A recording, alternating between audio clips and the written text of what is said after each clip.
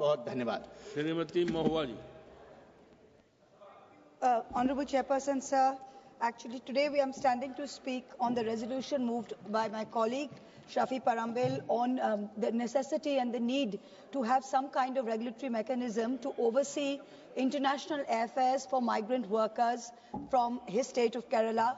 And since we are speaking on that resolution, in addition to supporting his resolution, I'd like to speak on a few more issues regarding the very same problem existing in the domestic market. Now, a lot of my other colleagues from the BJP as well as from the SP have spoken on a wider variety of matters and issues affecting the civil aviation market. I will try and keep my words quite limited, 5 to 6 minutes, on the current problem. Now, what happened in India before 1994? Air tariffs were completely regulated by the government of India. In 1994, keeping with the liberalization of the economy, we had the repeal of the Air Corporations Act, under which airlines are free to fix reasonable tariffs under Sub-Rule 135 of the aircraft rules. The moot word here is reasonable tariffs. Now, what do we come? Now, this rule allows you to make reasonable tariffs. The Director General of Civil Aviation, the DGCA, is also allowed that in case there have been excessive tariffs, they can step in and stop this kind of oligopolistic tariffs. But in practice, this doesn't happen because you have another rule, 135(1), which allows you to override it and set your tariff. So basically what is happening today is it is fully liberalized in the sense of a market mechanism. Airlines are saying this is demand and supply. And if there is high demand, there is going to be high prices. There's nothing we can do about it. Now, in name, you have a tariff monitoring unit by the DGCA, but like my colleague Anandji said, in reality, this does nothing but see if airlines are staying within the prescribed tariffs published on their website. Now, that means nothing. If they are saying that we will publish from 9,000 rupees to 70,000 rupees, that's it. They're staying within the limit. But for the same flight, if you are buying it a month in advance and it is 19,000 rupees and you are buying it 2 days before because of a medical emergency and it is 77,000 rupees, it cannot be that this is something that the airline is forced to be doing. What do we see today? We see that, let us look at the numbers. We are taking great pride in the fact that India is the third largest aviation market in the world. Yes, agreed. There are 4.5 to 5 lakh travelers per day by air in India. We are proud of that. In January 25, our air traffic reached 16 crore people in India were flying. Also great. But then what happens? What do we see?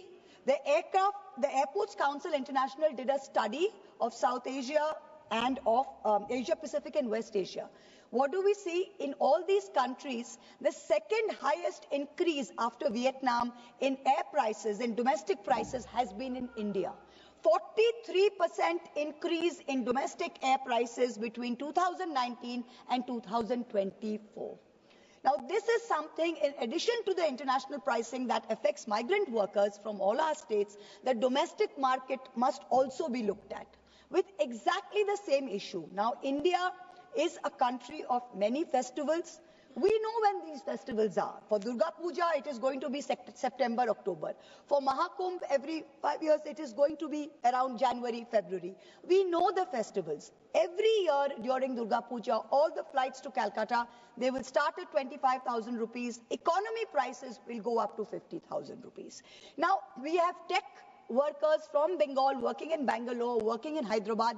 You don't know till the last minute whether you will get leave.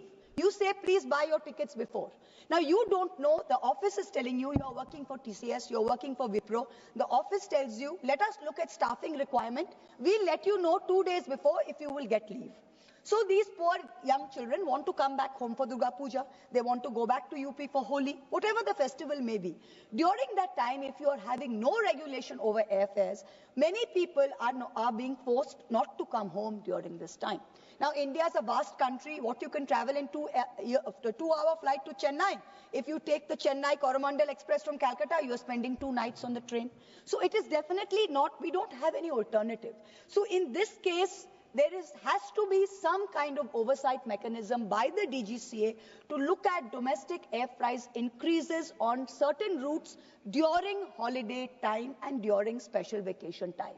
We are not saying, please tell the that we are going to regulate all prices at all times. Not at all.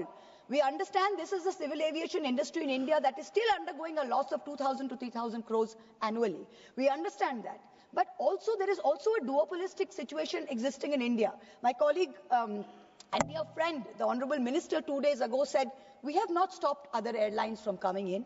I agree, you have not stopped other airlines from coming in. But what is the reality today? You have Indigo with 60% market share, and you have the Air India group which controls Vistara, Air India Express with another 25-30%. So basically, two airline groups are controlling 90% of market share. Now what happens? You are saying let them be competitive. There are only two operators. If I want to fly Calcutta, Delhi, there is only two airlines that is flying that. And every Friday, if you're seeing the prices, it will be anything from 33,000 rupees to 70,000 rupees. Same situation. Every Friday when we have to go home after we finish, we are all scared. We don't know whether we can go home on Friday evening. Sometimes we are speaking and you buy your ticket. Your last minute ticket differential cannot be 10 times.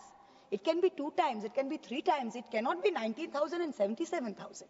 So all we are asking the Honorable Minister is, please, in addition to looking at what Mr. Parambil has said about the international migration, same exact situation appears to in domestic situations during vacation time, during festival time. Let there be some band that the DGCA looks at in order to make air travel more affordable. Also, another very good point that my dear friend from the TDP also brought up. He said that we should look at pensioners. You have something in now rail travel, senior citizen discount you have removed completely. In air travel, in name there is a senior citizen discount. But if there is some way, why do senior citizens travel? They travel once a year maybe to see their children and grandchildren, or they travel for medical emergency. If every senior citizen's fare can be capped at, say, 25% of peak fare or 50% of peak fare for, say, 4 tickets a year, some kind of mechanism like that, I think that will really help our country's senior citizens in affordable air travel. Last, I know this is out of topic, but I come from the state of Bengal. 2 small things I would request the Honorable Minister. One is, there is no international connectivity to Kolkata. Our Honorable Chief Minister has just brought that up. And if we can please help us get more international connectivity direct to Europe. There are no direct flights, all are via the Gulf, to Calcutta, number 1. Second thing is, Bagdogra is the only airport serving all of North Bengal. You have taken on an ambitious project to expand the runway and to make it a larger airport. But please, could we have that also as an international hub so we can serve Bhutan, Nepal and Southeast Asia from Bagdogra just as well as we serve it from Calcutta. Third thing, Kuch Bihar Airport is currently not functional. If we can just have the repair works on that expedited, I'd be very grateful. Again, thank you very much for your time. Thank you very much. Thank you.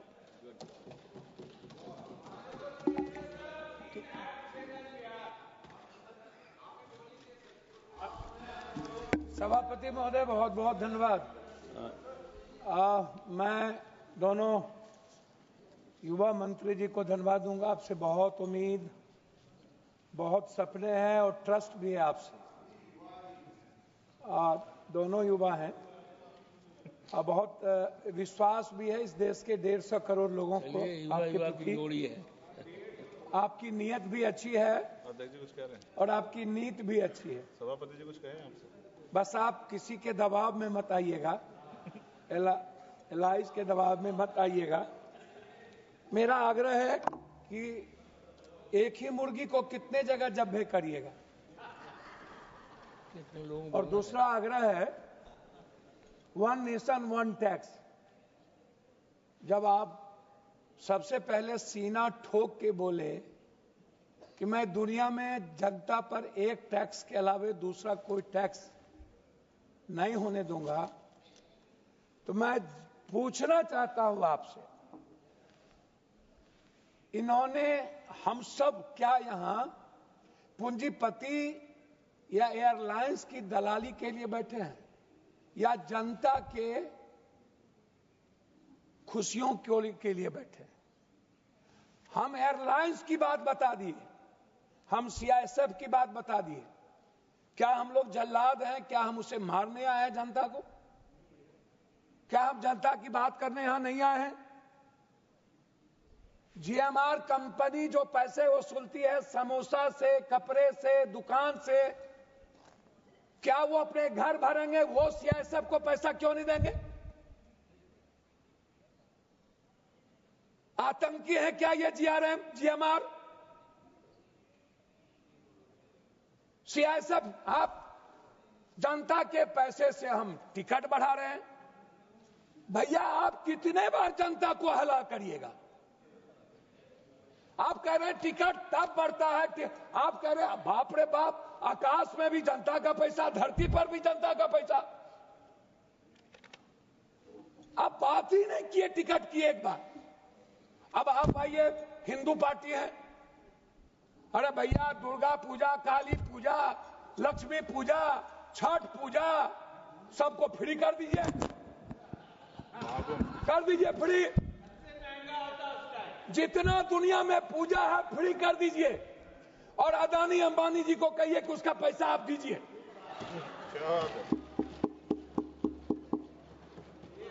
सब पूजा free,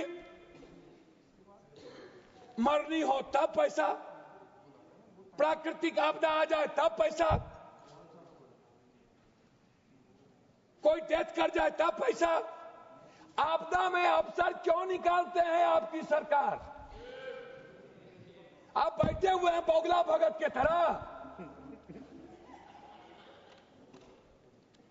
कि कब पैसा निकाला जाए।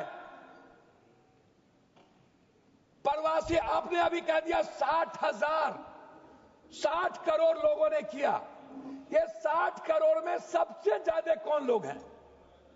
ये middle class और गरीब और बीच के लोग हैं, जो पर्व में जो प्रवासी मजदूर हैं, जो बाहर गए, गल्फ गए, अरब गए। अरे भैया जो बाहर जा रहे हैं कमाने के लिए उसको फिक्स कर दो, जो चिकित्सा में आ रहे हैं उसका भी फिक्स कर दो, जो पढ़ने बच्चे बाहर जा रहे हैं उसका भी फिक्स कर दो, जो एग्जाम देने बाहर जब हमारे घरेलू में जा रहे हैं उसका भी फिक्स कर दो। आप तो मिडिल क्लास के सरकार है ना भाई, आप है ना आम आदमी की सरकार, तो आम आदमी की बात करिए ना, आप किसान की बात करिए ना। आप तो भैया ये तो गलत बोल रहे हैं। आप हमको बताइए कि टिकट कट लेने के बाद कै रुपया लौटता है? कितने रुपये लौटेंगे? आप हमको बता दो। दूसरी बात मैं आपसे पूछना चाहता हूं कि भैया ये टिकट जादूगरी है क्या? मात्र 30 सेकंड के अंदर एक टिकट 7,000, दूसरा टिकट 17,000, तीसरा टिकट 32,000। ये कहां से? ये कौन तय करता है? ये कौन है मोनोपोली करने वाला? आप कह रहे हो कि हमने एयरलाइंस लाना था लेकिन एयरफील्ड नहीं दिया गया, मोनोपोली हो गई 4 एयरलाइंस के मालिकों की। इसका मतलब है कि हमारे मंत्रालय का उस पर अंकुश नहीं है, हमारा मंत्रिमंडल या हमारा सरकार चलता है उस मोनोपोली करने वाले एयरलाइंस के मालिक से, और हम बाध्य हैं, हम तय करते हैं उसके अनुसार कानून और नियम को। क्या हमारी सरकार जनता के द्वारा चुनी हुई सरकार जनता के लिए तय नहीं करेगी? जनता पर टैक्स बढ़ाने वाली ये जो रावण लोग हैं, दानव लोग, वो तय करेगी कि जनता कैसे जिएगा। भैया यहां पर आज हम कुछ नहीं कहेंगे मंत्री जी, मेरा आग्रह है कि एयर टिकटिंग, मंत्री जी सिर्फ मेरा आग्रह है कि टिकट का बिल, टिकट का किराया, और अभी कुछ नहीं है, एयरपोर्ट और चीज छोड़ दीजिए, टिकट के किराए पर एक स्वतंत्र सोच, कितना, क्या कोई निगरानी कमेटी बनेगी? क्या उसमें जेपीसी तरह की कोई कमेटी हो? क्या डीजीएसएच के साथ कोई एक पार्लियामेंट्री कमेटी हो? क्या, कितना, हद तक कितना? 11,000, 9,000, 12,000, 13,000 या 35,000 या 40,000? या 32,000? यह सबसे बड़ा सवाल है। और दूसरी चीज, यदि आप कह रहे हैं मंत्री जी कह रहे हैं कि जब कोई पर्व या कोई इस तरह के सरकमस्टांसेस नहीं होते हैं तो 180 सीट है प्लेन में, 180 सीट का है ना, टिकट कटेगा। टिकट कम कटे या टिकट ज्यादा कटे, तो आप हमको एक बात बताइए, ये 200 तो सीट आ नहीं गया, तो भैया फिर 32,000 या 40,000 सरकमस्टांसेस कैसे तय हो जाएगा? ये कौन सी परिस्थितियां हैं? पांचवा, आप अंत में मैं 2 बात कहना चाहूंगा। मंत्री महोदय, बिहार में एक भी अंतर्राष्ट्रीय एयरपोर्ट नहीं। बोध गया है बहुत कम स्थिति रहती है और समय के अनुसार। जी आराम से, बहुत जोश में, आराम से। जी धन्यवाद सर। तेजी में हो नहीं है। क्या है, मेरा आग्रह है, गोपाल जी आपको इतने ध्यान से सुन रहे तो आप तेजी और बढ़ रही है। नहीं धन्यवाद सर, धन्यवाद। आपका स्नेह आशीर्वाद बना रहे सर, असीम कृपा रहे सर, और भीतर से रहे, ऊपर से नहीं रहे सर।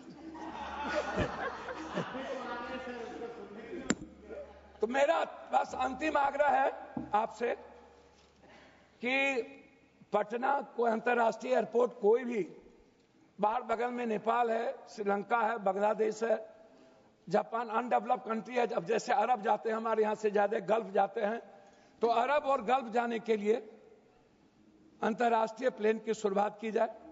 28 जिला बौद्धिस्ट है, उसकी भी शुरुआत हो हमारे यहाँ। अब तो सीता की धरती हमारे लिए, हमारे अमित शाह जी ने कहा कि सीता बनेगा, तो उसका भी देखिए सीतामढ़ी में एक, सीतामढ़ी को डेवलप करने के लिए हो। अब कितना कब बनेगा मुझे नहीं पता। पूर्णिया को जल्दी से आप उद्घाटन कर दें, मेरे ख्याल से सितंबर में पूर्णिया का यदि उद्घाटन कर देंगे तो असीम कृपा होगी। अंत में आग्रह करूंगा माननीय अध्यक्ष महोदय जी, अब आपको सर, आपका ननिहाल है, हम आपके ममेरा भाई हैं, लेकिन आप ध्यान नहीं देते हैं हम पर, आप गड़बड़ आदमी हैं, तो आप भीतर से सही रहिए। हम आपका सब जानते हैं, दोनों भाई एक दूसरे को जानते हैं, इसलिए सही रहिए। तो इसीलिए मेरा आग्रह है माननीय मंत्री जी, जीएमआर के जितने एयरपोर्ट है उसके समोसे उनको थोड़ा कम करिए, सब्जी तब्जी को थोड़ा कम करिए, और खरीदारी चाउमीन भी नहीं खा पाते हैं और कोल्ड कॉफी भी हम नहीं पी पाते हैं। बड़ा दिक्कत है, एक कोल्ड कॉफी 700 रुपया में मिलता है, 600 रुपया। तो इसीलिए अब सिर्फ इतना कहेंगे कि जो प्रवासी मजदूर है, जो चिकित्सक हैं, जो हमारे बुजुर्ग माँ बाप हैं, जो किसी न किसी परिस्थितियों में जाते हैं, और जब भी कोई सामाजिक धार्मिक पर्व हो, और जब भी कोई साइक्लोन या कोई नेचुरल डिजास्टर आता हो, उस वक्त ये लोग अत्यधिक शोषण करते हैं आम आदमी का। आप निश्चित रूप से कंट्रोलिंग पावर, मुझे बहुत कुछ कहना था लेकिन यही काफी है। आपसे सिर्फ इतना आग्रह है कि आम आदमी जो हमारी सरकार सोचती है, मैं आलोचना नहीं कर रहा हूं, सभी लोग यही सोचते हैं, बात बोलते हैं लेकिन कथनी करनी में फर्क है। आम आदमी को कैसे हम लोग बहुत अच्छे तरीके से जीने का, उसको मुस्कुराने का रास्ता दें, उसको हम लोग जब्बे ना करें और उस पर टैक्स का आक्रमण ना करें, सभी तरह के टैक्स से जनता को ना देखें। इन बातों के साथ आपसे आग्रह है कि बहुत उम्मीद है कि आप अंत में 32,000 पायलट की जो कमी है, आपसे आग्रह है कि एक मिनिमाइज कर दीजिए कि हम कितने में, बहुत कम मात्रा में भारत के बच्चों को पायलट बनाएंगे, तो आप एक फिक्स करिए ताकि हमारे बच्चों की प्रतिभा आपकी तरफ जाए और एक अच्छे पायलट की व्यवस्था के साथ हम दुनिया के प्रतिभा में आगे जाएं। अब जबकि हम हैं, हमारे पास इकोनॉमी भी है, हम प्रतिस्पर्धा में आगे भी हैं और 150 करोड़ की आबादी है, इसीलिए हमसे बहुत उम्मीद है। बहुत बहुत धन्यवाद, प्रणाम सर, नमस्ते, शुक्रिया। Shri IB Eden. Sir, thank you for the opportunity, sir. At the outset, I would like to congratulate my dear colleague and friend, Shri Shafi Parambil, for introducing this private members' resolution, which is the need of the hour. Shafi has taken a lot of initiative to make sure that there is a proper discussion in this August House. Sir, India is one of the biggest aviation industries in the world. But the kind of services which we get when we purchase a ticket is something also which we have to discuss. The Honorable Minister has a vision and a mission, and he is a man who can do things. And in the last 1 year after being a minister, he's done a lot of interventions in this particular matter. We have had quite a number of discussions. He was very open with the members to have discussions. I'm very sure that, absolutely, I agree with the floor leader's voice. I'm very sure that he is doing well, and we want him to do a lot of things as well. Sir, there are 8 million NRIs in the Middle East.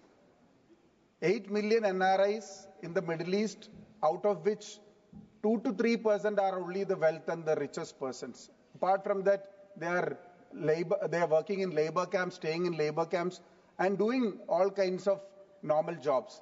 So the voice of those people, whenever there is a festival season, whenever once in a year they want to come back home, or twice a year they want to come back home, it's quite difficult for them. They are not able to bear these charges, and sometimes it is impossible for them. Sir, we request a proper intervention happens.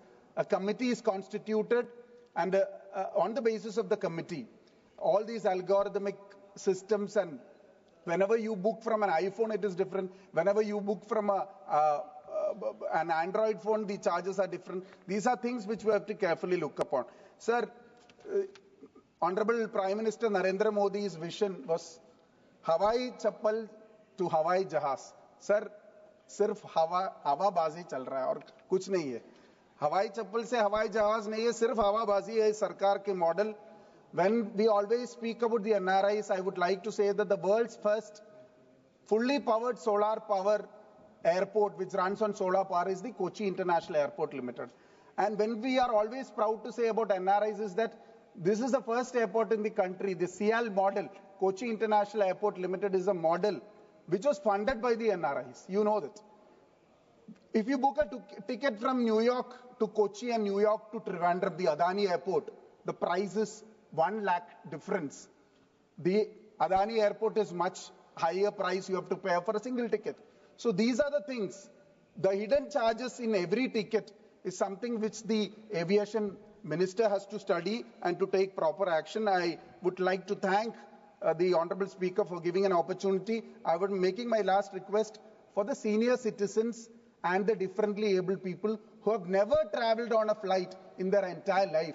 I would request the Honorable Minister to make provisions or a provision whereby senior citizens and differently able people are also a part of our society. Thank you. लाओ श्री कृष्णा. नहीं बोलना आपको? After sir. हाँ, किनके बाद? मंत्री के बाद थोड़ी बोलते हो. क्या मंत्री जी के बाद बोलना चाहते हो क्या? नहीं, उस दल का सदन का नेता है तो उसने सोचा कि मैं मंत्री जी से ऊपर हूं. नहीं बोलना चाहते, नहीं बोलना चाहते हो. Thank you, sir. Thank you for giving me this opportunity to speak on this very important subject, sir. So the first and most important issue is that, sir, the prices, not only the prices that are from international sector, sir, but even in the domestic sector, the prices are variant every 5 minutes, sir. If I book a ticket now, it will be 7,000, sir. If I book a ticket 5 minutes later or 10 minutes later, it will be going to 25,000, sir. The reason being that the aviation ministry is saying, or aviation companies are saying, it's because of the differential pricing that they are adopting, sir. The software that is being used and the differential prices that they've been covering it, sir. Sir, the main reason is that, sir, there are only 2 airlines that are actually working in this country, sir, that actually captured the whole market. If you look at the Indigo, they are almost 60% of it, sir. If you look at Air India and all the subsidiaries, Air India Express, Vistara and everything, they are another 30-35%. So everything is almost 90% of it, they are capturing it, sir. But I know we all know that, sir, they're making losses, they're running with loss-making companies, sir, but still, what is happening on the ground is, sir, that the passenger, as Pappu Yaduji just told, the passenger is the one that is actually feeling the heat of all these changes, all these price hikes that's been happening, sir. So the question before us is, as we are working for the people, as we are here to work for the people day in, day out, sir. So the question is how we can reduce these prices, but at the same time, how we can make sure that these airlines will be profitable, and not only profitable, also make sure that these not only one or two airlines will sustain, but many of these airlines will pop up in most of these cities, and make sure that they will also airlines industry will go, sir. Because right now, if you look at it, we are the third largest domestic aviation market in the country, sir. I think even in your constituency, our aviation ministry is building one of the airport in your constituency also, sir. And I remember that you are asking for it, sir. And, not only in your constituency, in every constituency, even in my constituency, a very backward constituency of Palnadu, that he's coming forward and saying, I'll build one more airport in my constituency, which was used for the only training purposes, sir. The reason is that there is a huge demand that is being coming forward from every citizen of this country, that they want to travel and they are traveling not only for tourism purposes or anything, only for a few of the reasons, sir. But if you look at the senior citizens and all those people, they are traveling for the health reasons, sir. So I request the minister, as the senior citizens are traveling for health reasons, so see that, how we can do it for the railways, how railways do it. Based on the kilometers they travel, they cap the price for them, for the railway ticket. So if we can cap the price only for the senior citizens and disability people, if you can cap the price based on the number of hours they travel or number of kilometers they travel, I think that will be very useful for them, because they are always surviving on either on the pension or on the support of the children,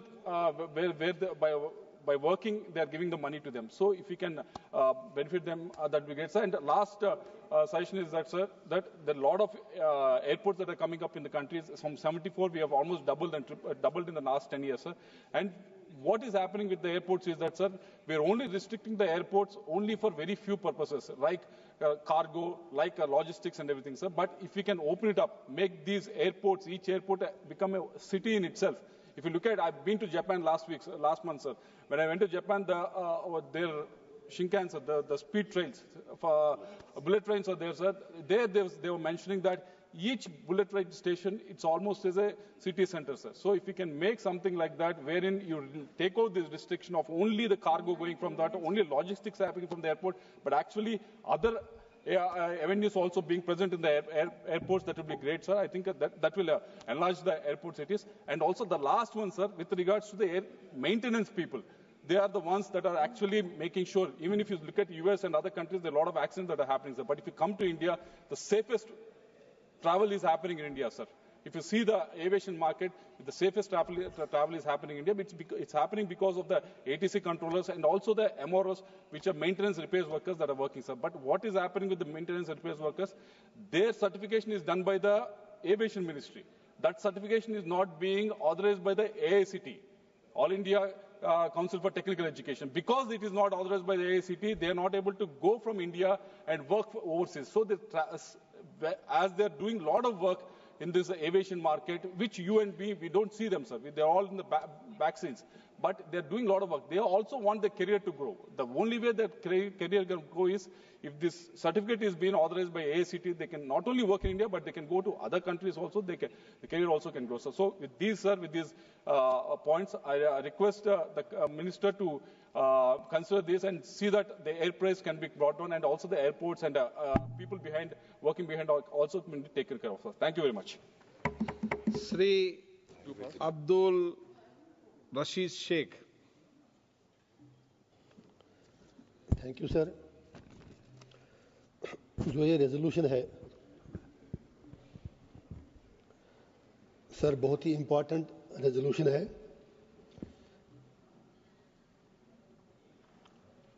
मैं आपको एक interesting चीज बताता हूं. यहां पे कहा गया कि डिमांड एंड सप्लाई एयरलाइंस वालों का आर्गुमेंट है. इंजीनियर साहब, ये भी बताओ, आपको रोज मौका मिल रहा है, कल भी मिल गया, आज भी मौका मिल गया. शुक्रिया सर, आपका बहुत बहुत शुक्रिया. तिहाड़ जेल से आ रहा हूं तो इसलिए आपको दिल बड़ा करना पड़ेगा. क्या करें, मेरे दिल पर क्या गुजरती है मैं ही जानता हूं. थैंक यू सर, शुक्रिया। तो मैं सर ये अर्ज कर रहा था, मैं एक इंटरेस्टिंग चीज आपको बताता हूं। यहां पे सही हमारे साथियों ने कहा कि जब फेस्टिवल सीजन हो या कोई इमरजेंसी हो तब किराया बढ़ता है, तो वो एक उसमें अपना लॉजिक देते हैं कम ये एयरलाइंस वाले। लेकिन कश्मीर के बारे में, J&K के बारे में, वहां पूरे 12 महीने इमरजेंसी रहती है। मैं बताऊंगा सर कैसे।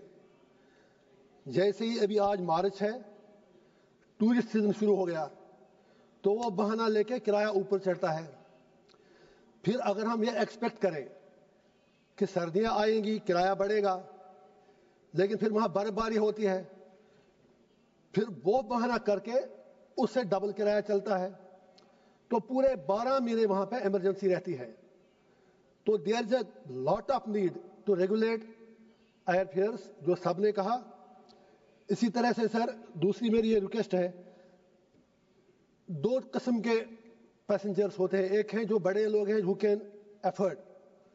दूसरा सर आम आदमी, वो तभी जाता है जहाज में जब उसको कोई इमरजेंसी हो, मोस्ट ऑफ द टाइम्स।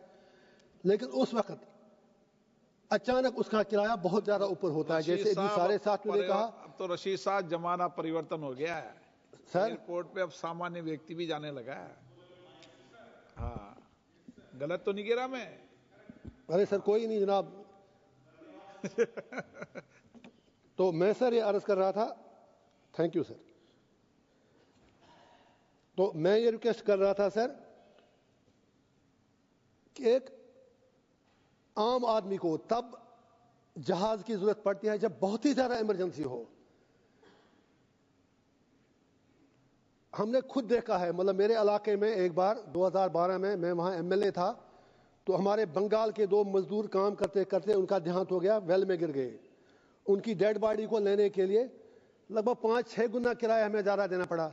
तो कम से कम ऑनरेबल मिनिस्टर साहब यहाँ हैं, इनसे हमारी रिक्वेस्ट ये है, इन केस ऑफ ट्रेजिडीज उस वक्त एयरलाइन उसमें नफा ना कमाए। कम से कम किसी की डेड बॉडी घर पहुंचाने के लिए भी अगर उसको तड़पना पड़े, क्या करेगा आम आदमी। इसी तरह से सर जो एयरपोर्ट्स पर खाने पीने की चीजें हैं, बाहर आप चाय का कप 100 रुपए में पी लें, वही अंदर आपको 1000 में बनेगा। उतना भी कौन सा तूफान है कि सारा कुछ अब एक तरफ हम कहते हैं आम आदमी की सरकार, आम आदमी के लिए सब कुछ है, तो उसको देखने की जरूरत है। इसी तरह से सर मेरी एक गुजारिश है कि जो हमें फील हुआ कई बार, जो हमारे एयर होस्टेस हैं, बाकी हैं वहां पर जो स्टाफ है, उन पर भी वर्कलोड काफी ज्यादा है। Maybe they are not able to express themselves for various reasons, तो उस पर भी देखने की जरूरत है। तो इसी के साथ साथ सर हमारी ये गुजारिश है कि जो लग रहा है कि जो हमारी एयरलाइंस कंपनियां हैं वो ब्लैकमेलिंग कर रही हैं एक कस्टमर के साथ, उसको हर हाल में रेगुलेट करने की जरूरत है। और जब एयरपोर्ट पे जाते हैं एक दहशत का माहौल लगता है उनको देखकर, मतलब एक आम आदमी को लगता है जैसे मुझे कैद किया जा रहा है। मतलब थोड़ा they should be A bit human. उसके लिए अगर मिनिस्टर साहब करेंगे थोड़ा, जो मतलब हमारे स्टाफ हैं, बाकी लोग वहां पर हैं, वो आम आदमी के साथ थोड़ा कॉर्डियल रहे, चाहे सिक्योरिटी फोर्सेज हैं वहां पर, बाकी लोग हैं। आम आदमी को लगना चाहिए कि नहीं मैं किसी अपने काम के लिए जा रहा हूँ, नहीं कि मैं किसी कैद खाने में जा रहा हूँ। तो मेरी ही कुछ गुजारिशात हैं। और इसके अलावा मेरी गुजारिश है लास्ट पे अपने मिनिस्टर साहब से कि हमारे कुछ एरियाज कट ऑफ एरियाज हैं जहां पर सर 6-6 महीने क्या कहते हैं, मतलब गाड़ी नहीं जाती है, जैसे करना है, गुरेस है, कैरन है, मुत्सिल है। तो उन जगहों के लिए हेलीकॉप्टर सर्विस रेगुलर बेसिस पे अगर चली जाए बहुत मेहरबानी होगी, कम से कम 6 महीने के लिए जब बर्फबारी होती है। इस पर जरूर एक कंसिडर करें फॉर करना, Keran, Machil and Gurez. We shall be really grateful. सारा कश्मीर इनको दुआएं देगा। थैंक यू सर, बहुत बहुत शुक्रिया। सुश्री प्रणति शिंदे। सर धन्यवाद, आपने मुझे इस प्राइवेट मेंबर्स रेजोल्यूशन पे बोलने का अवसर दिया। सर दोनों मंत्री यंग है, डायनामिक है और अभिमान है कि हम उनमें से जो MOS है वो महाराष्ट्र से आते हैं। सर मैं ज़्यादा वक्त नहीं लूँगी, मैं थोड़ा स्कोप के बाहर जाना चाहती हूँ। टैरिफ्स के बारे में सभी लोगों ने काफ़ी कुछ कहा है। मैं मेरे क्षेत्र को लेके कोई 2 इश्यूज़ है। मैं बहुत बार मिनिस्टर्स को दोनों को मिल चुकी हूँ, लेकिन अभी तक जो मिलना चाहिए था मेरे शोलापुर के लिए वो प्राप्त नहीं हुआ है। तो मैं गुजारिश करती हूँ कि आप कृपया इसके ऊपर ध्यान दें और मेरे सिर्फ 2 मांगे हैं वो इस साल की आखिर तक पूरे करें।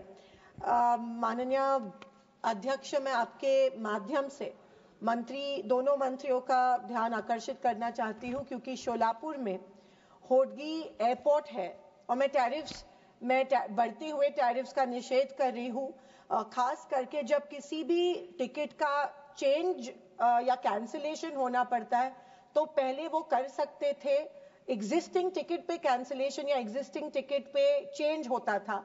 अभी वो पूरा का पूरा टिकट कैंसिल करके दोबारा टिकट करना पड़ता है। इसके ऊपर भी अगर कुछ आप नियंत्रण कर सके तो मेरे ख्याल से अच्छा होगा। सर, मेरे शोलापुर में एक बहुत बड़ा एयरपोर्ट है जिसका इनॉग्रेशन कम से कम 4 बार हो चुका है। सोलापुर सिटी में ये एयरपोर्ट है और आदरणीय प्राइम मिनिस्टर वहां पे आके उन्होंने ऑनलाइन वहां पे आके एक बार उद्घाटन किया था, ऑनलाइन भी उद्घाटन उसका किया था, लेकिन आज तक आयत मोहर्जी त्या ठिकाणी एयरलाइन सेवा शुरू नहीं हुई है।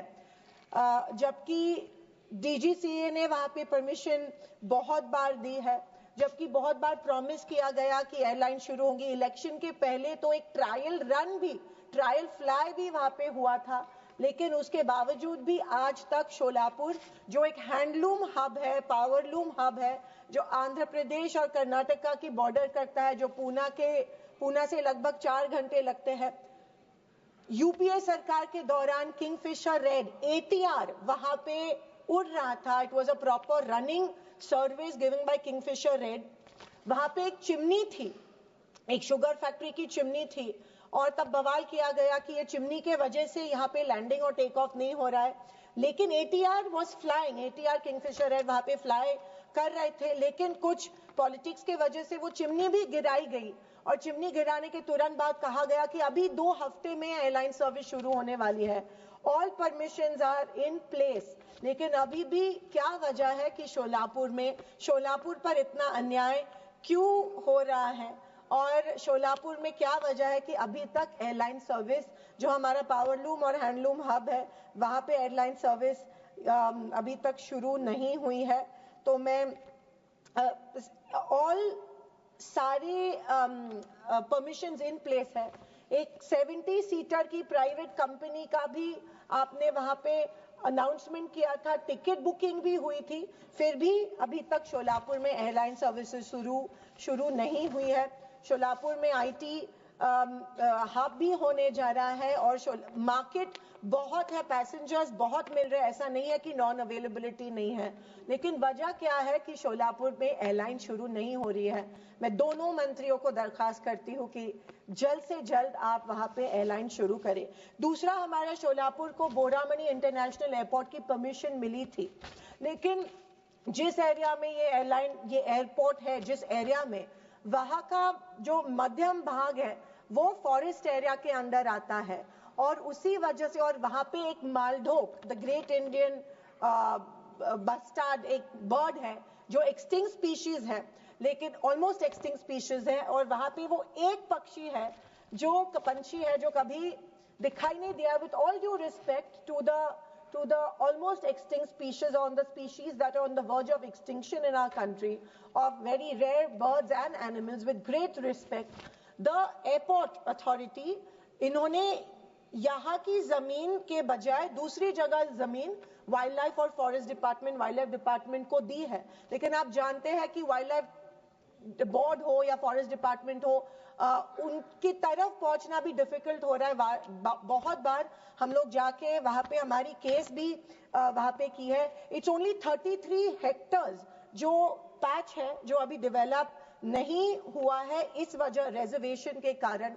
मैं स्पीकर महोदय के माध्यम में से आपसे रिक्वेस्ट कर रही हूं कि forest department, wild life board से बात करके ये जो मसला है वो जमीन जो उनको हम दे रहे हैं ऑल्टरनेट, वो जल्दी वो मान्य करके बोरामनी इंटरनेशनल एयरपोर्ट जहां से पैसेंजर एयरलाइंस, एक रूमर थी कि वहां पे सिर्फ कार्गो एयरलाइंस, कार्गो नहीं पैसेंजर एयरलाइंस वहां पे होने जा रही थी। महाराष्ट्र शासन ने जब हमारी सरकार थी तब बजट भी इसके लिए दिया था, वो लैप्स हुआ और अभी ये पॉलिटिक्स के वजह से या पता नहीं क्यों इसके ऊपर कोई बात करने के लिए वहां पे तैयार नहीं है, जबकि उसको लगत ही एक सूरत चेन्नई ग्रीनफील्ड कॉरिडोर वहां पे फॉरेस्ट डिपार्टमेंट क्लियरेंस दिया है और वहां पे वो काम शुरू हुआ है। सिर्फ ये बोरामनी इंटरनेशनल एयरपोर्ट को परमिशन नहीं मिल रही है और इसीलिए मैं दरखास्त करती हूँ कि दोनों बोरामनी इंटरनेशनल एयरपोर्ट को जल्द से जल्द परमिशन मिले और शोलापुर सिटी में जो एयरपोर्ट है, होडगी एयरपोर्ट जिसको हम कहते हैं, वहां पे जल्द से जल्द फ्लाइट सर्विसेज शुरू हो। थैंक यू स्पीकर साहब। वीरेंद्र सिंह जी।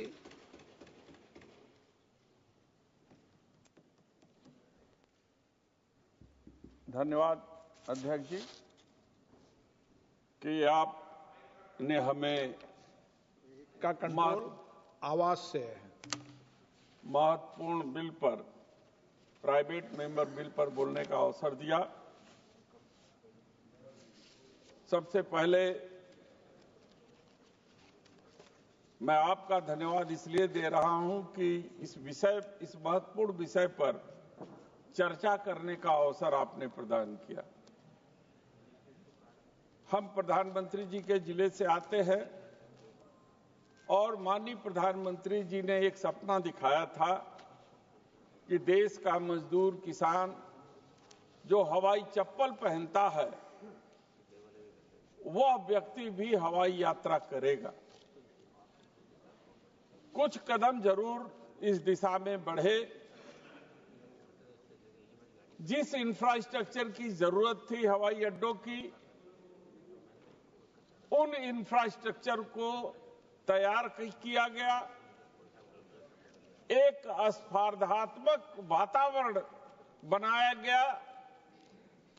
कंपनियों ने ज्यादा तरीके से पार्टिसिपेट करके अपनी एयरलाइंसों को बढ़ाया।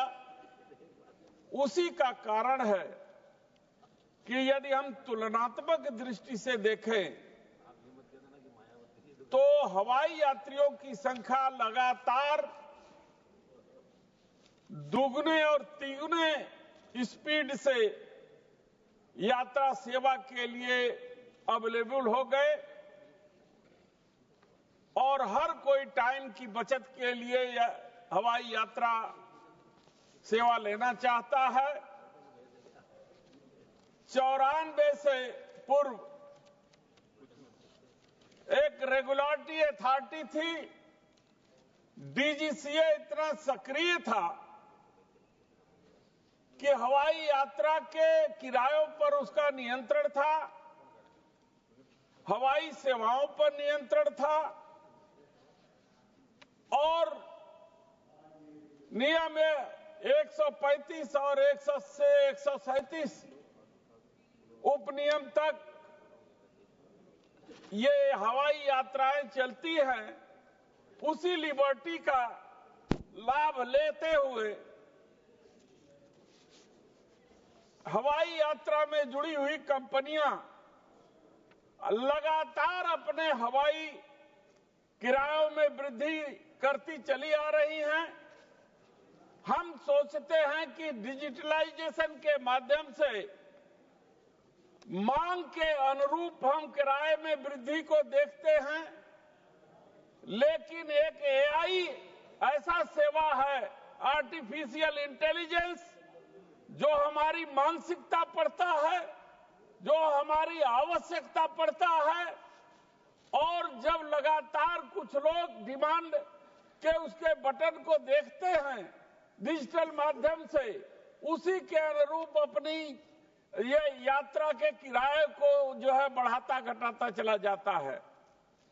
ये आम आदमी के लिए बड़ा कठिन समय है और आम आदमी जब यात्रा करता है तो उस यात्रा के दौरान जिस तरीके से सर्विसेज दी जाती हैं वो सर्विसेज लगता है। वीरेंद्र सिंह जी, संक्षिप्त में बात पॉइंटेड करें। दो मिनट सर। सभी आग्रह कि आज सदस्य बहुत बोलने वाले, संक्षिप्त में बात। 2-3 पॉइंट है बस मैं आपका। तो मैं जाता हूं तो जिस तरीके से सेवाएं देती हैं, कभी कभी सांसद और जनप्रतिनिधियों को भी प्रतिबंधित कर दिया जाता है कि आपको इस एयरलाइन में जाने की अनुमति नहीं होगी, कि इस नियम इतना बड़ा उनको छूट दे दी गई है। और जो सामानों की बिक्री करते हैं, वो सामानों की बिक्री का दाम इतना होता है कि आम आदमी को खरीदने की ताकत उसमें नहीं होती है।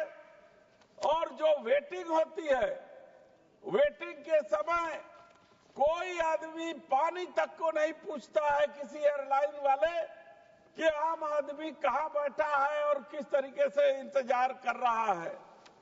मैं आपके माध्यम से बनारस में जो हज यात्री सेवा के लिए डायरेक्ट विमान उपलब्ध होता था दुबई के लिए, आज करीब 10 साल से वो सेवाएं बंद है।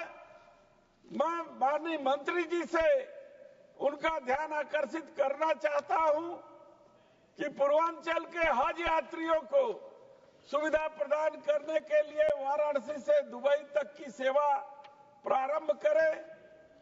हमारा वाराणसी बौद्धिस्ट सर्किट के अंतर्गत आता है।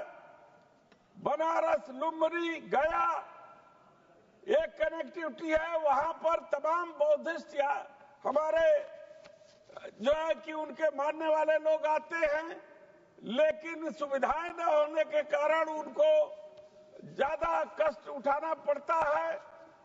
हमारे एनसीएल, एनसीएल शक्तिनगर और तमाम बड़ी बड़ी परियोजना, रेणुकूट, ये सब 250 किलोमीटर दूर से आकर के वहां के बड़े बड़े अधिकारी एक दिन बनारस रुकते हैं, तब जहाज पकड़ते हैं। यदि वहां से छोटी जो है विमान सेवा शुरू किया जाए, जो वहां रेणुकूट में है छोटा सा एयरपोर्ट, अगर 10 से 15 की सीटिंग के हवाई जहाज की सेवा शुरू कर दिया जाए तो वहां के अधिकारियों को बनारस रुकना न पड़े, हमारे रेवेन्यू का भी जो बचत हो सके।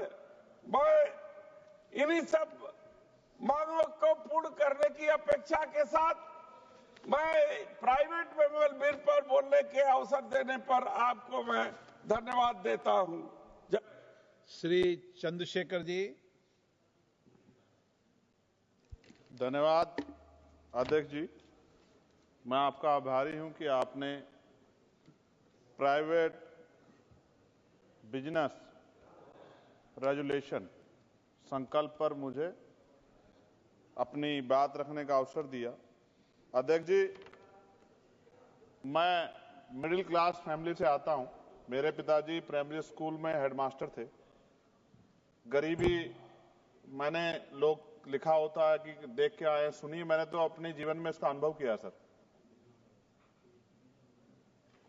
एक ऐसी बहुत बड़ी दुनिया है जो जिनके सपनों में ही हवाई जहाज है कि वो कभी हवाई यात्रा करेंगे। और मुझे आदत है सर, मैं कोशिश करता हूं लोगों से जानने की, तो बड़ी बड़ी रैलियों में, छोटी मीटिंगों में महिलाओं से, पुरुषों से पूछता हूं कि हवाई जहाज का सफर किया है क्या, तो गर्दन नीचे कर लेते हैं। फिर पूछता हेलीकॉप्टर किया, तो भी गर्दन नीचे कर लेते हैं। तो फिर ऐसा एहसास होता है कि इस देश की एक बहुत बड़ी आबादी, 80-85% आबादी जिसके सपनों में ही हवाई जहाज, वो हवाई जहाज का सफर कभी कर पाएगा नहीं कर पाएगा। शायद जैसे पैदा हुआ जिस स्थिति में, बहुत बड़ी आबादी तो उसी स्थिति में चली भी जाती है। प्रधानमंत्री जी ने एक सपना दिखाया, उस सपने को लेकर के बहुत लोगों के मन में विश्वास पैदा हुआ। और मुझे ऐसा लगा, एक पिक्चर भी आई थी सर, सिरफिरा, उसमें अक्षय कुमार सर बहुत सस्ते दामों में हवाई जहाज चला लेता है। मैं मंत्री जी से कहूंगा कि उन्हीं से सीख ले कि कम से कम वो इतने बड़े पैमाने पे जो जनता है उनके जीवन में कुछ पल खुशी के दे पाए। अध्यक्ष जी, मैं बिहार जा रहा था, पटना में।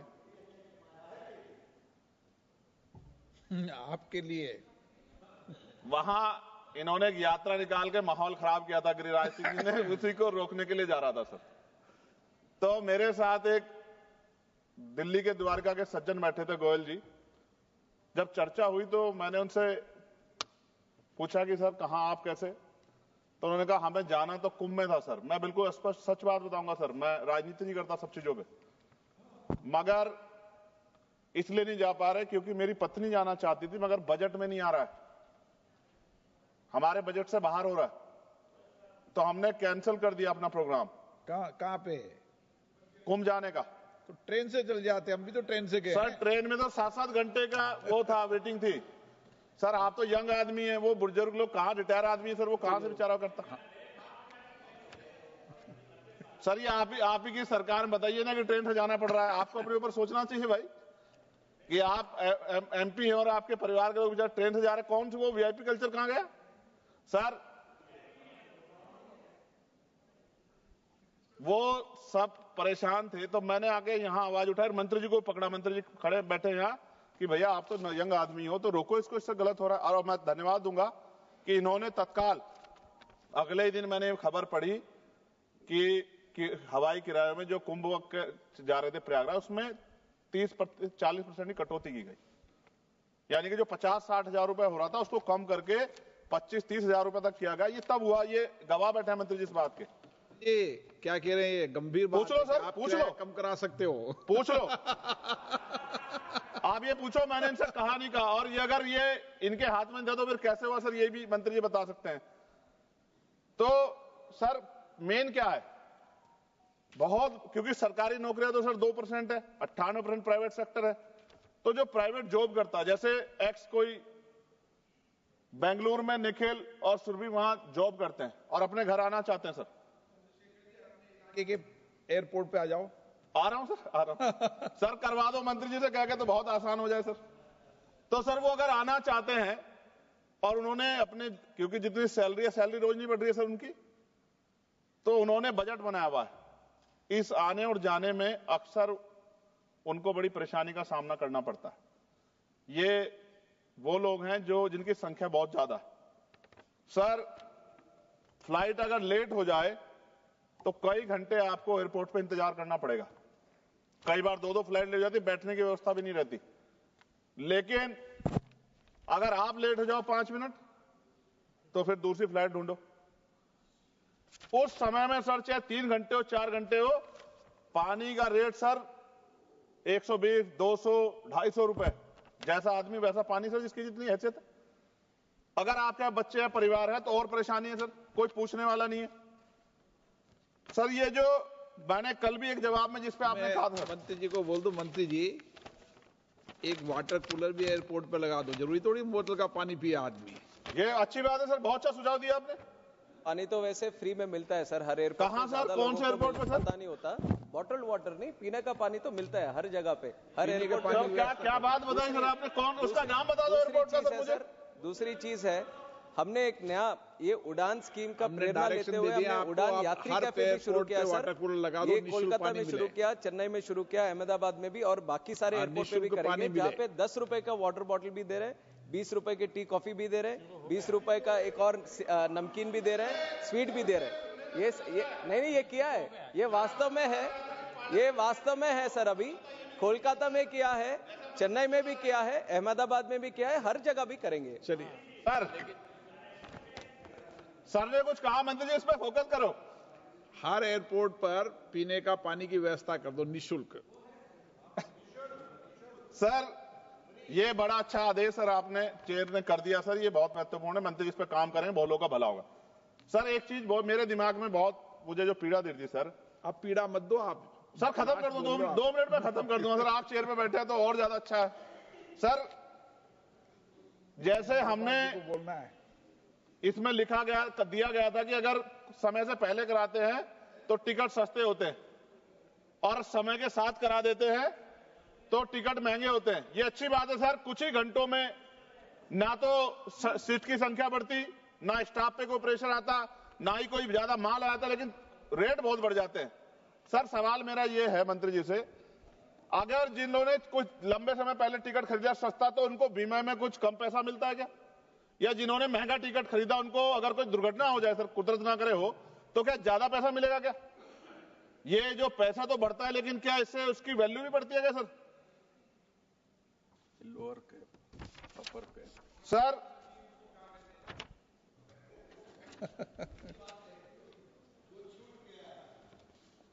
सर आपने कहा कि भाई ये जो है डिपेंड करता है सीजनलिटी, छुट्टियां, त्योहारों और प्रतिस्पर्धा पे। सर प्रतिस्पर्धा है कहां सर?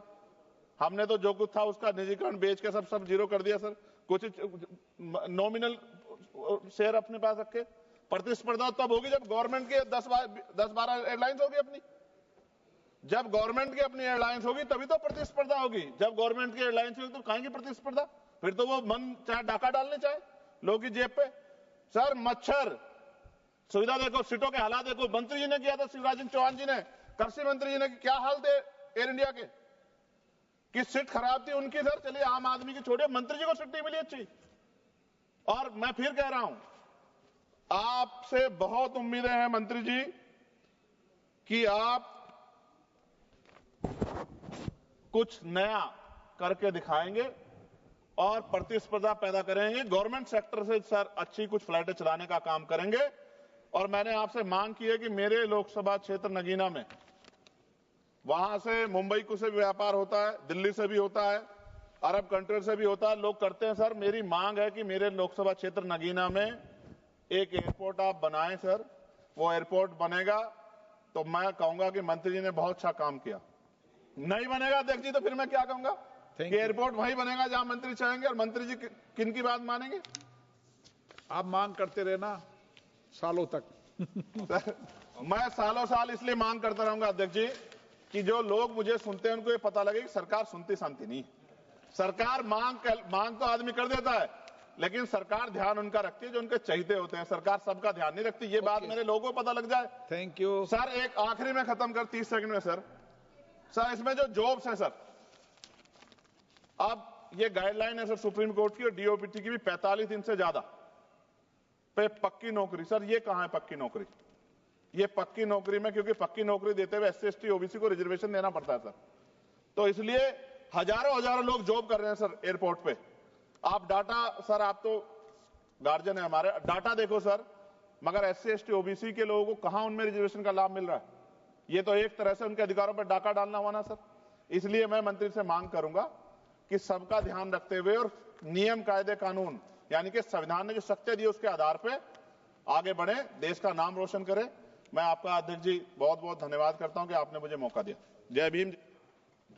मुझे माननीय सदस्यों को सूचित करना है कि इस संकल्प पर पहले 4 घंटे का समय लिया जा चुका है, जिससे इस पर चर्चा के लिए आवंटित समय लगभग समाप्त हो चुका है। चूंकि संकल्प पर चर्चा में भाग लेने के लिए 8 और सदस्य हैं, अतः संकल्प पर आगे की चर्चा के लिए समय बढ़ाना होगा। यदि सभा सहमत हो तो संकल्प चर्चा के लिए 1 घंटे का समय बढ़ा दिया जाए।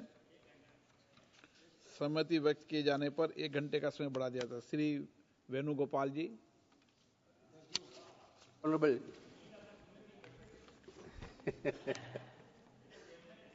thank you, Honorable Chairman and Honorable Speaker, sir, for giving me opportunity to participate in the resolutions moved by my colleague Shafi Parambil. I'm sincerely appreciating the initiative taken by the Shafi Parambil. Once he become the member of parliament, become the member of this Lok Sabha, immediately after that his first priority is to bring this legislation as a private member. He itself is saying the real pain of the people who are the customers of airlines. Why Shafi brought this bill immediately after electing the House, this August House? I also think about it because I also coming from the same region where he lived. He is representing a constituency where in each and every houses there is a person working in Middle East. As far as Kerala is concerned, UP also there, Bengal also there. Every houses there will be one person who is going to be a saver of that family working. Now the concept is that everybody working in the Gulf are middle class, rich. That was the concept among the society. But what is the real factor? More than 70% of these people were living in the laborer camps. Most of them are laborers. Once in 3 years, they have got an opportunity to come to their parents. Venugopal जी, ऐसे जानना चाहता हूं, केरल के लोग सबसे ज्यादा पढ़े लिखे हैं देश में, तो शायद में वो अपर क्लास में भी जाते होंगे शायद खाड़ी के देशों में. Yes sir. केरल के लोग पढ़े लिखे, बिल्कुल पढ़े लिखे के, पहले से एजुकेटेड हो गया था केरल. नो एजुकेटेड लोग, majority graduate sir, post graduate लोग भी है sir. Basically, yes, because there is no other way than this for them to save their family. That is why they are going to the Middle East. When we people are going to the Dubai, we used to get an opportunity to visit the labor camps. You cannot even imagine, sir, the plight of their life. That much suffering is there for each and everybody. When they are coming, they get a chance to come back only once in 3 years or once in 4 years.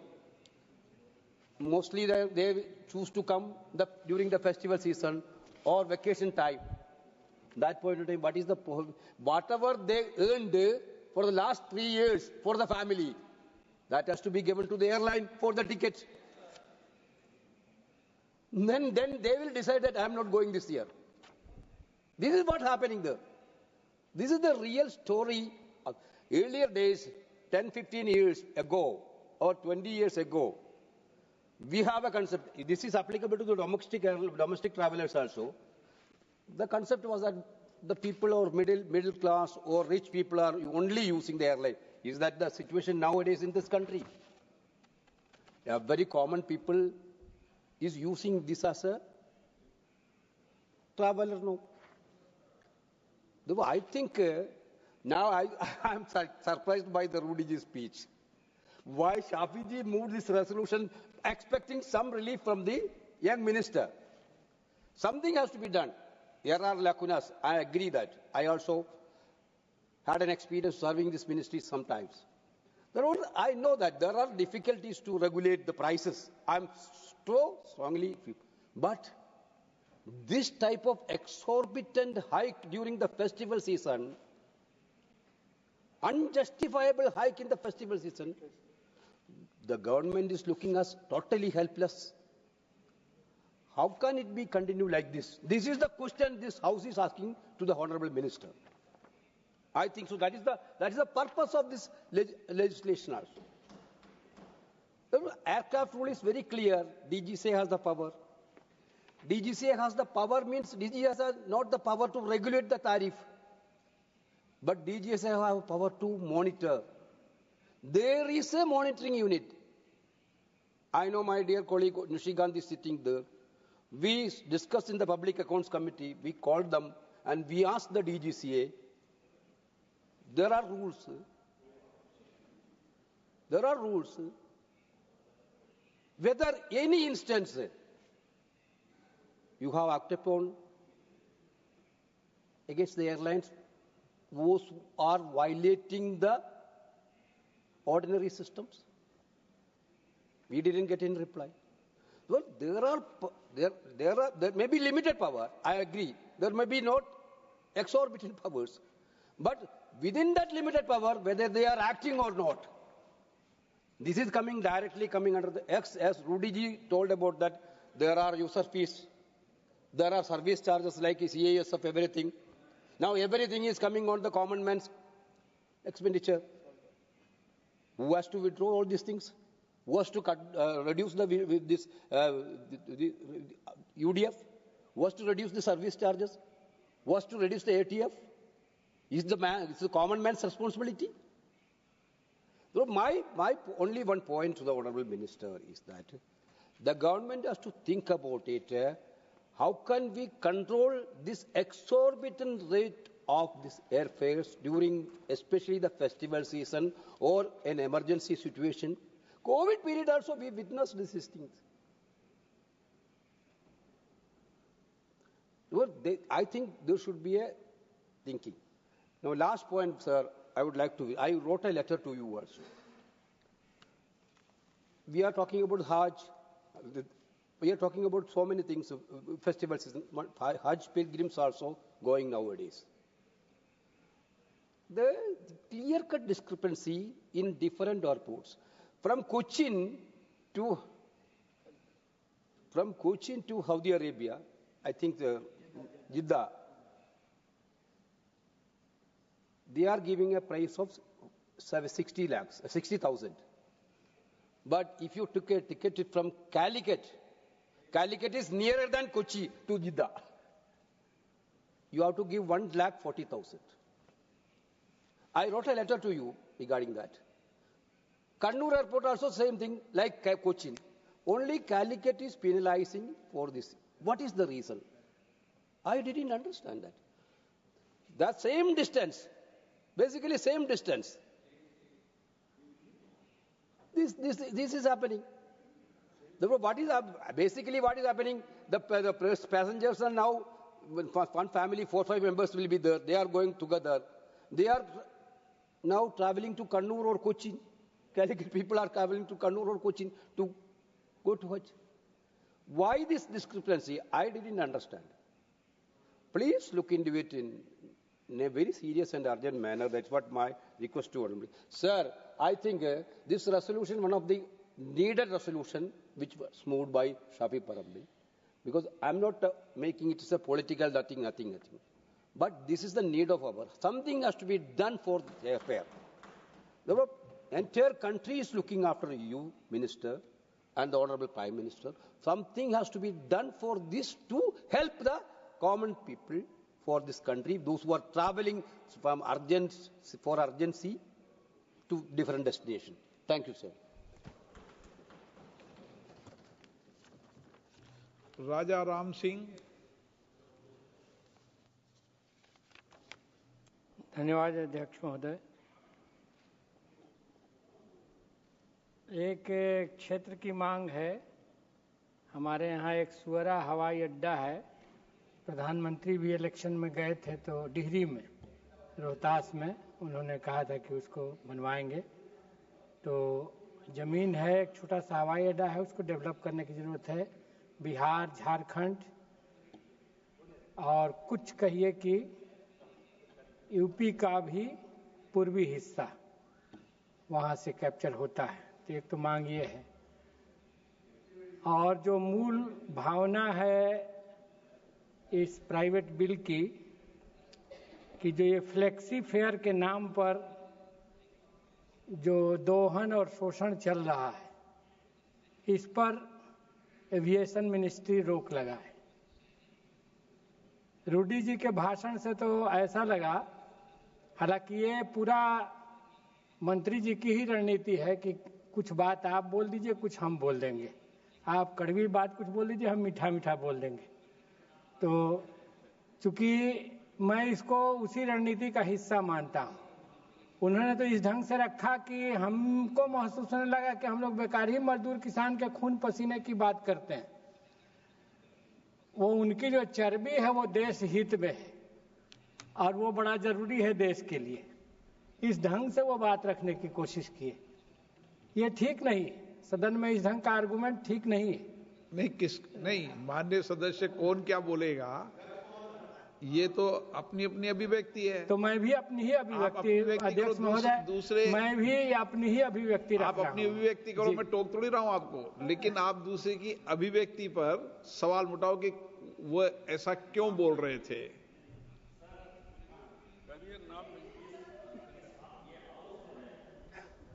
मतलब हम लोगों का सौभाग्य होता है कि आप parliament शुरू करते हैं और पार्लियामेंट क्लोज कराते हैं। मतलब मैंने अपने जीवन में इस तरह के लोकसभा अध्यक्ष नहीं देखे। और नियम कानून प्रक्रिया से आप चलाते हैं सर।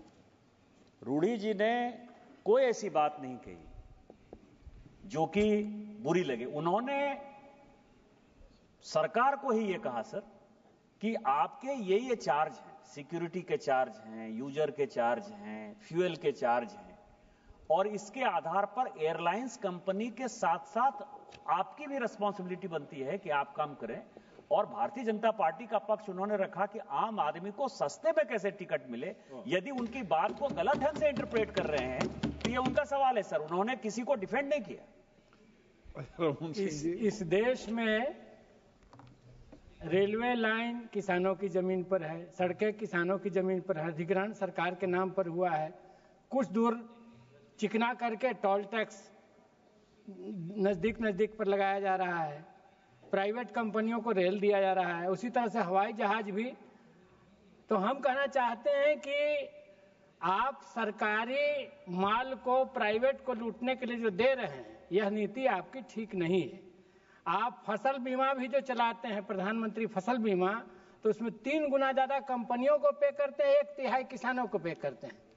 तो ये जो पूरी नीति चल रही है देश में, हम इसका विरोध करते हैं और इसीलिए हमने इस बात को कहा कि किसानों के खून पसीने की बात लगता है कि करना बेईमानी हो गई है, अमीरों के चर्बी की बात ज्यादा प्रधान हो गई है। बहुत बहुत धन्यवाद। श्री प्रवीण पटेल जी।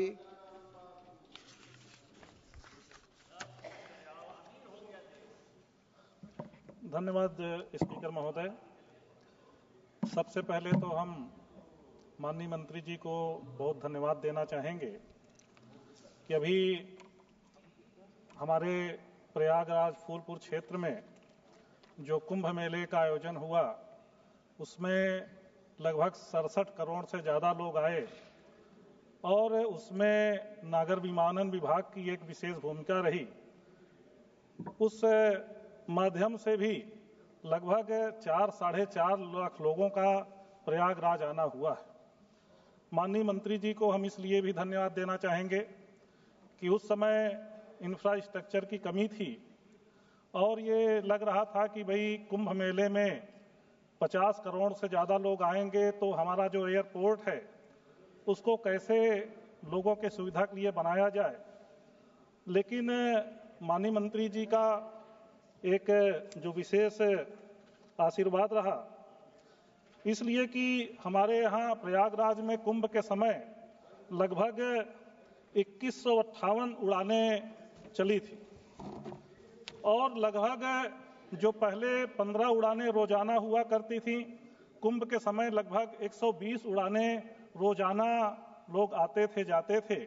लगभग 25,000 पैसेंजर्स हमारे एयरपोर्ट के माध्यम से, हवाई जहाज के माध्यम से कुंभ मेला में पहुंचने का काम करते थे। मान्यवर, आपके माध्यम से जरूर हम इस बात को कहना चाहेंगे कि उसको देखते हुए माननीय मंत्री जी ने वहां पर जो टर्मिनल का एरिया 6700 वर्ग मीटर था, उसको बढ़ाकर 25,500 वर्ग मीटर करने का काम किया। जो पीक आवर क्षमता थी 540 से उसको 1080 और लगभग 1620 यात्रियों के लिए एक नया टर्मिनल स्थापित करने का काम किया। हमारे यहाँ जो पार्किंग की क्षमता थी उसको 3 गुना बढ़ाया, लगभग 200 से 600 किया। चेक इन पॉइंट जो पहले 8 था उसको 42 करने का काम किया। कन्वेयर बेल्ट जो 2 से 5 हो गया। एयरपोर्ट गेट जो 4 था वो 11 हो गया। एक तरीके से कहा जाए तो बहुत कम समय में एक नया टर्मिनल वहां पर प्रयागराज में बनने का काम हुआ। निश्चित रूप से उसके माध्यम से महाकुंभ में लाखों लोग हवाई जहाज के माध्यम से पहुंचे। माननीय मंत्री जी से जरूर हम इस बात को कहना चाहते हैं कि कुंभ के बाद इस समय हमारे प्रयागराज में इतना बड़ा इंफ्रास्ट्रक्चर होते हुए भी केवल 5 उड़ानें ही इस समय चल रही हैं और कुंभ के बाद इस समय प्रयागराज में एक पर्यटन के दृष्टिकोण से भी नया आकर्षण बढ़ा है। लाखों लोग रोज संगम स्नान के लिए आ रहे हैं। लोग चाहते हैं कि कम से कम हमको पुणे से, हमको कोलकाता से, हमको पटना से, देहरादून से, तमाम जगहों से हमको वो सुविधा मिलने का काम हो। और इसके पहले वहां से पहले हवाई जहाज चलता भी था, यात्री भी पर्याप्त मिलते थे, कोई घाटा भी नहीं होता था। लेकिन पता नहीं क्यों एयरलाइंस मालिकों ने वहां पर तमाम जो एयरलाइंस चल रही थी उसको बंद करने का काम किया है। तो आपसे हम जरूर इस बात को मांग करना चाहते हैं। और माननीय अध्यक्ष जी, एक मांग जरूर आपसे हम इस बात को करना चाहते हैं आपके माध्यम से कि माननीय प्रधानमंत्री जी ने किसान उड़ान योजना जो 2020 में शुरू की थी, इसका उद्देश्य यही था कि किसानों की जो जल्दी खराब होने वाले उत्पाद हैं वो बाजार तक समय रहते पहुंचे। इसका सबसे बड़ा फायदा भी किसानों को होता है। जब आपने इतना बड़ा इंफ्रास्ट्रक्चर बनाया है, सारी सुविधाएं दी हैं, तो वहां पर किसान उड़ान योजना के अंतर्गत आप वहां पर एयरपोर्ट में कार्गो परिसर का भी निर्माण अगर करा दे तो खासकर हमारे प्रयागराज के किसानों का और कौशाम्बी से लेकर उसर अगल बगल के किसानों को एक बड़ा लाभ होगा। बहुत बहुत धन्यवाद। जय हिंद। माननीय सदस्यों, कई सदस्य इस विषय पर बोलना चाहते हैं, इसलिए मैंने पहले व्यवस्था दे दी कि अगली बार जब ये संकल्प होगा तो जो सदस्य अभी बाकी रह गए उनको बुलाने के बाद ही माननीय मंत्री जी का जवाब दिया जाएगा। आज समय 6 बज गई है, इससे सभा की कार्रवाई मंगलवार दिनांक 1 अप्रैल 2025 को प्राप्त 11 बजे तक के लिए स्थगित की जाती है।